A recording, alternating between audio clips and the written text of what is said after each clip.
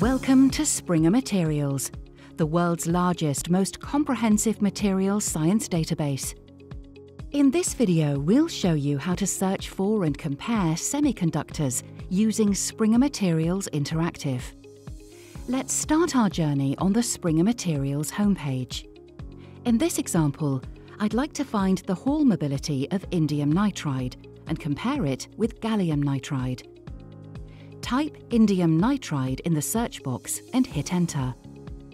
What you see is a list of all results covering indium nitride, no matter which property you're looking for.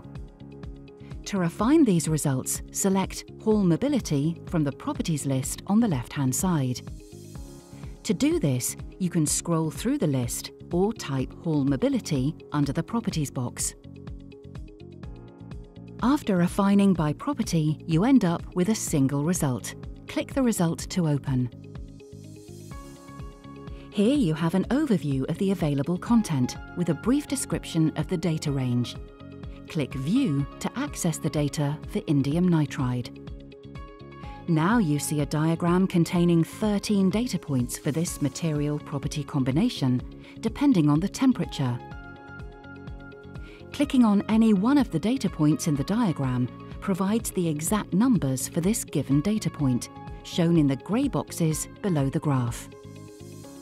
Below the diagram is a data table showing the same data in tabular form. Click on Tabular Data to expand the tab and view the data in tabular form. To compare the datasets of indium nitride and gallium nitride, or any other material, simply type gallium nitride in the Compare Substance search box on the right-hand side. Adding gallium nitride to the system will automatically populate the associated theoretical and experimental data to the graph and tabulated data section. Note, there is a limit to 3 material comparisons per graph, as too much data will, at times, make the graph difficult to read. To properly cite the document, click Download Citation under the Actions box on the right-hand side. This allows you to copy the citation using common data formats. It's that simple.